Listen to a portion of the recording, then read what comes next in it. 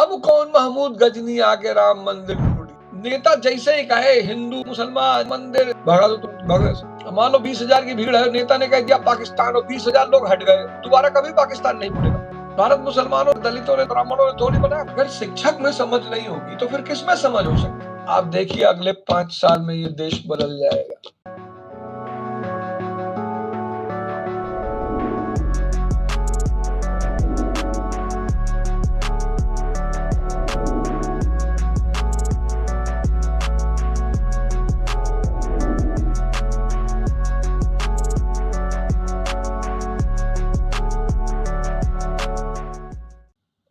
भगवान शंकर और भगवान राम के बीच वार्ता हो रही होगी, दोनों लोग बैठे होंगे और भगवान शंकर भगवान राम से कह रहे होंगे, भैया हमारा तो मंदिर जो है एक मुसलमान लूट लिया था, महमूद गजनी, और तुम्हारा मंदिर कौन लूट लिया। तो शंकर जी, ब्रह्मा जी और राम जी तीनों लोग बैठे होंगे। तो ब्रह्मा जी तो मुस्कुरा रहे होंगे कि देखो भैया हम तो इन सब बातों से मुक्त हैं, हमारा कोई मंदिर ही नहीं है। ब्रह्मा जी तो बहुत खुश हो कि भैया हमारा कोई मंदिर नहीं, एक है मंदिर है पुष्कर में, हमको ज्यादा टेंशन है नहीं, हम ज्यादा संपत्ति इसीलिए बनाए नहीं। शंकर जी बेचारे अब बड़े आश्चर्यचकित होंगे, कह रहे होंगे राम जी हमारा मंदिर तो मुसलमानों लूट लिया था, महमूद गजनी है, बात समझ में आती है, तुम्हारा मंदिर कैसे लूट गया। और भगवान राम मुस्कुराते होंगे कि अब क्या बोले। बेचारे राम जी भी परेशान होंगे। भगवान राम सोचते होंगे कि महमूद गजनी लूटा, वो तो बात समझ में आई, अब कौन महमूद गजनी आके राम मंदिर लूट गया। बड़ा भैया हाहाकार चल रहा। शंकर जी क्या बोले आप बताइए, लड़के हैं गलती हो जाती है, बच्चे अपने ही हैं, कहीं घूमने टहलने चले गए होंगे, पैसा कम पड़ गया होगा। आदमी अपने बच्चों की गलती को छुपाने की कोशिश करता है, दूसरे के बच्चों की गलती को तो वो बता देगा पूरे समाज में कि भैया हाँ फलाने के बच्चे दारू पिए थे, वह फलाने लड़का वहां बैठे गांजा पिए थे। लेकिन अगर अपना लड़का पकड़ में आ जाए तो छुपाएगा आदमी। हमको लोग कहते हैं सनातन विरोध में बोलता है। अवध ओझा सनातन विरोध में बोलता है। तेरे फूफा गीता पढ़ा रहे संडे को है, तेरे फूफा पिछले 1.5 साल से गीता पढ़ा रहे इतवार को। और मैं क्या कहूं इस देश की जनता को, मुझे इस देश की जनता पे गुस्सा नहीं आता, क्योंकि आप ही भोग रहे हो, आप भोग रहे हो, आपको दिखाई भले ना पड़ रहा हो लेकिन आप भुगत रहे हो। और सिर्फ एक गलती कर रहे हो, कोई पार्टी गलत नहीं है, कोई नेता गलत नहीं। नेता और पार्टी को गाली देने का मतलब यह है कि आपको समस्या का पता ही नहीं है। अगर आप किसी भी नेता को गाली देते हो या किसी भी पार्टी को गाली देते हो तो इसका मतलब दूसरी पार्टी से आप पैसा खा लियो। पहली बात तो ये, आप किसी पार्टी को गाली नहीं दे सकते, आप किसी नेता को गाली नहीं दे सकते। अगर इस देश की पार्टियों को पता चल जाए कि 1 अरब लोग अब उसी व्यक्ति को वोट देंगे जो शिक्षा, स्वास्थ्य, इंफ्रास्ट्रक्चर, इंडस्ट्री की बात करेगा, नेता लोग अपने कैंडिडेट बदल देंगे, पार्टियां तुरंत अपना कैंडिडेट बदल देंगी, तुरंत पार्टियां तुरंत अपना कैंडिडेट बदल देंगी। अपराधी चुनाव जीतते हैं तो पार्टियां अपराधियों को टिकट देती हैं, उनको चुनाव जीतने वाला चाहिए। अपराधी चुनाव जीतते हैं तो पार्टियां अपराधियों को टिकट देती, अपराधी चुनाव जितवाते हैं तो पार्टियां अपराधियों को टिकट देती, सामंत चुनाव जीतते हैं, ठेकेदार चुनाव जीतते हैं, पैसा रखे हुए हैं, जम के लुटाते, पता करो कितना पैसा है, और पैसा और टिकट खरीद के ला रहे हैं। सबसे बड़ी मजेदार बात है पार्टियां दोनों तरफ से कमा रही हैं, तो वो बंदा जीत के आएगा। न्योता शुरू हो चुका है, यूपी में न्योता का चलन शुरू हो गया है, धकाधक न्योता, धकाधक, और न्योता पे न्योता धकाधक जैसे लगता है। और लोग नोटिस करते हैं कि फलाने नेता भैया सबके घरे जाते हैं, बहुत बढ़िया बनाई है, और सबका भैया 501 रुपया देते। अब तुम सोचो अगर डेली कोई आदमी न्योता कर रहा हो, 500 रुपया दे रहा है, और 1 लाख लोगों को साल भर में 10,000 लोगों को 10,000 लोगों को उसने 500 रुपया दिया, तो 1 लाख 10 लाख 50 लाख रुपया उसने न्योता में खर्चा कर दिया। 1 करोड़ रुपया न्योता में खर्चा कर दिया। कहां से खर्चा करेगा 1 करोड़ रुपया? अगर डॉक्टर अंबेडकर जैसा आदमी चुनाव लड़ रहा हो तो कहां से खर्चा करेगा 1 करोड़ रुपया? अच्छा, 1 करोड़ रुपया न्योता में खर्चा कर दिया, फिर 1 करोड़ का शराब खाना, फिर 1 करोड़ चुनाव के समय बांटना, 3 करोड़ कम से कम। अगर डॉक्टर राम मनोहर लोहिया जैसा आदमी चुनाव लड़ना चाहेगा, कहां से लड़ेगा? अगर डॉक्टर अंबेडकर जैसा आदमी चुनाव लड़ना चाहेगा, कहां से लड़ेगा? अगर लाल बहादुर शास्त्री जैसा आदमी चुनाव लड़ना चाहेगा, कहां से लड़ेगा? और फिर तुम लोग चिल्लाओगे, फिर तुम लोग नेताओं को गाली दोगे। तो मैं इस देश के नेताओं को तो कुछ नहीं कहूंगा, ना इस देश की पॉलिटिकल पार्टियों को कहूंगा, क्योंकि उनके हाथ में कुछ है ही नहीं। ना तो इस देश के नेताओं के कुछ हाथ में है, ना इस देश की राजनीतिक पार्टियों के कुछ हाथ में। तो इस देश में असली ताकत है किसके हाथ में? इस देश की जनता के हाथ में है। 1 अरब 50 करोड़, उसमें से सिर्फ 400 आदमी शानदार चुनने हैं। 400, 1 अरब 50 करोड़ को 400 शानदार आदमी चुनने हैं। ऐसे आदमी जो ज्ञानी हो, समझदार हो, कम से कम पढ़े लिखे हो, ज्ञानी हो, समझदार हो, पढ़े लिखे हो, और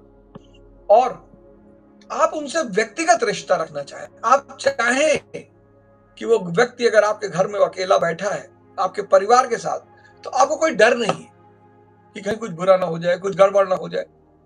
ऐसे व्यक्तियों को चुनिए। जब सारी सत्ता देश की जनता के हाथ में है, तो नेताओं को क्यों गाली देना है? क्यों?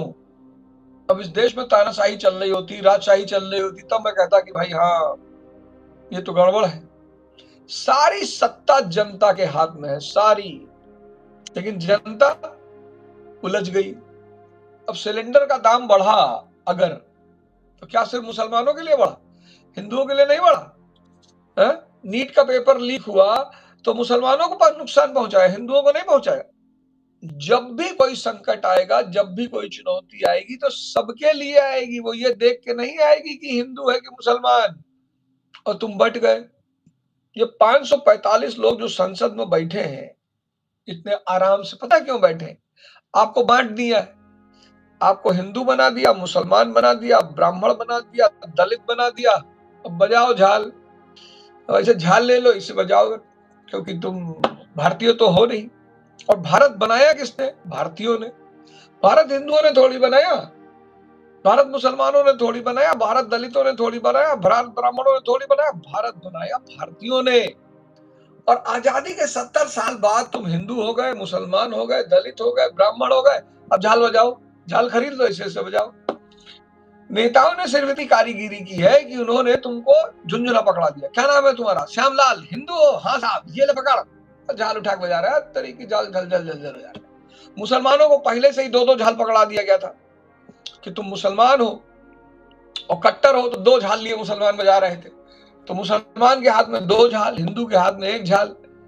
फिर दलित को पकड़ा दिए सब, ये ले भाई, दलित हो जी, ये ले पकड़, हिला रहे, हम दलित हैं, हम दलित हैं, हम दलित। सबको पकड़ा दिए झुंझुना, अपना मजा कर रहे हैं। सबको पकड़ा दिए झुंझुना और अपना मजा कर रहे हैं। तो अब भारत की जनता को इस झुंझुने को समझना पड़ेगा। ये देश में कुछ नहीं, जनता को जागना है, भंडारा खाना बंद कर दो, दूसरे का खाना बंद कर दो।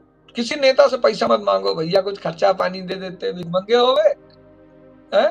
नेता से खर्चा पानी मांगोगे तो तुम्हारा सारा पैसा लूट ले जाएगा कि नहीं लूट ले जाएगा?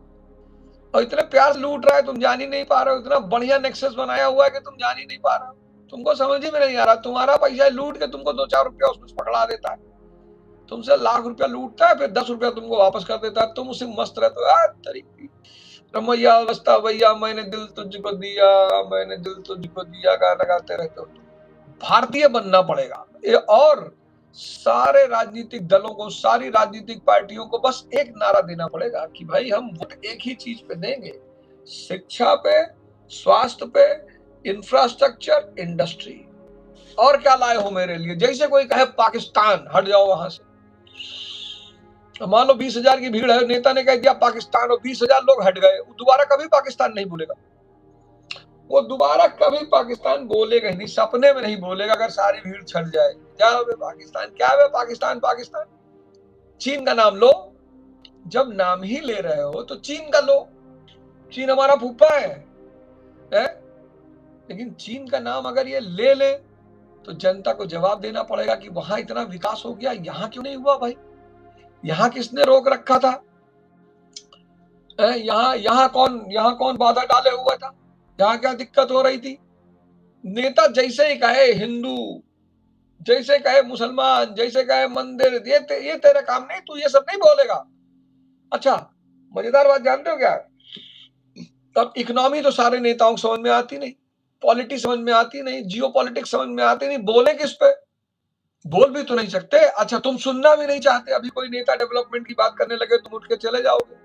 तो अगर डेवलपमेंट की कोई नेता बात कर रहा हो, तुम उठ के जा रहे हो, तो समझ जा रहा है कि तुमको चाहिए ही नहीं, तुमको चाहिए ही नहीं। तो जो चीज, अब नेता पागल थोड़ी है भाई, वो जानता है पाकिस्तान बोल दूंगा तालियां बजेंगी, टक टक टक टक टक टक, उसको ताली बजवाना है, उसको ताली बजवाना है। अगर कोई नेता 1 घंटा भाषण देता रहे और उसमें एक भी ताली ना बजे, नेता डिप्रेशन में चला जाए, नेता तत्काल डिप्रेशन में चला जाए।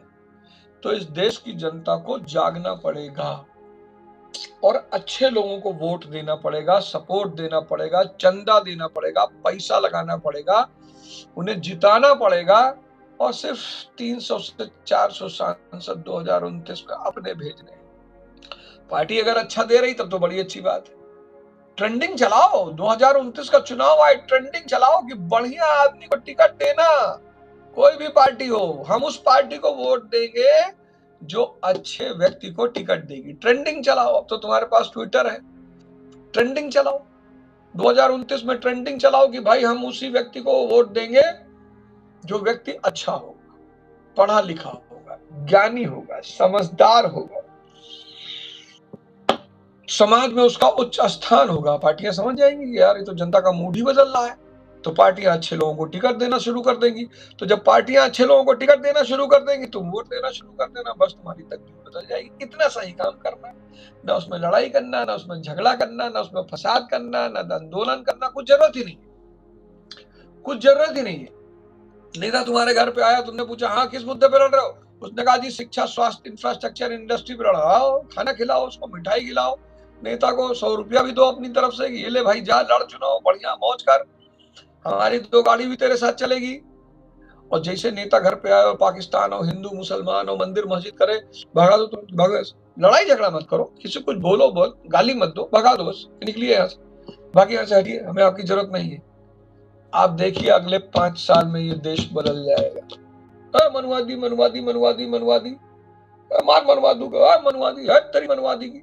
भैया ये देश में संविधान बना हुआ है, देश संविधान से चलेगा, अमेरिका संविधान से चलेगा, ब्रिटेन संविधान से चलेगा, भारत संविधान से चलेगा। ये नया भारत है। ऐसा नहीं, डरिए मत कि मनुस्मृति फिर से लगा दी जाएगी, संभव ही नहीं है। एक दिन 1 घंटा नहीं चल पाएगा देश। और कौन कह रहा है इस बात को, पहले ये देखिए कि इस अगर कोई कहता है कि ये देश मनुस्मृति से चलेगी, तो जो व्यक्ति कह रहा है उसका तुम देखो कौन है। ये साइंटिस्ट है, इंजीनियर है, डॉक्टर है, कौन है? अगर इनमें से कोई नहीं है तो आप क्यों टेंशन ले रहे हैं? आप एक सीरीज देखना, खाकी द बंगाल फाइल्स, उसमें आपको दिखाई पड़ेगा नेता, अधिकारी, ठेकेदार और अपराधी, इनका नेक्सस। बहुत प्यार से नीरज पांडे ने इस नेक्सस को दिखाया, बहुत प्यार से अपनी बात कह दी उस आदमी ने। खाकी द बंगाल फाइल्स सबको देखनी चाहिए, सबको। उसमें इतने प्यारे प्यारे मैसेज हैं।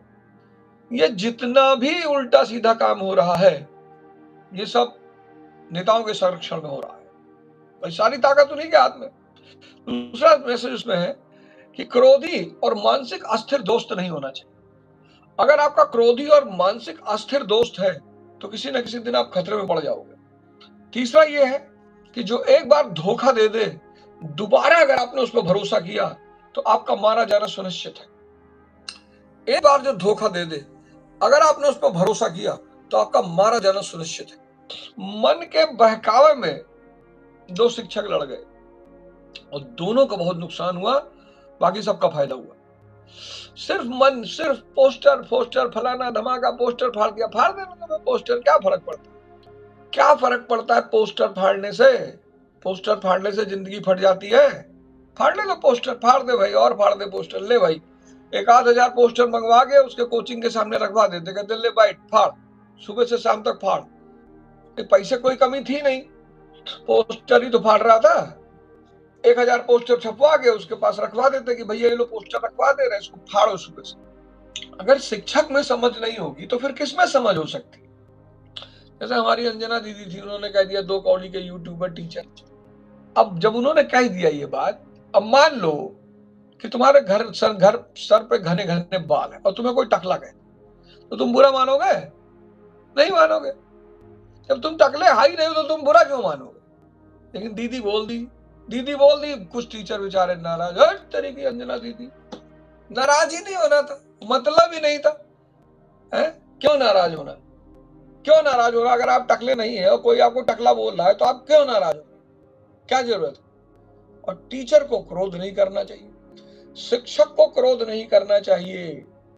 भगवान कृष्ण को देखो महाभारत के युद्ध में, कभी क्रोधित देखो? एक ही बार क्रोधित हुए हैं वो, जब रथ का पहिया उठाकर भीष्म पितामह की तरफ भागे। बाकी मुस्कुराते हुए आदमी है भगवान कृष्ण।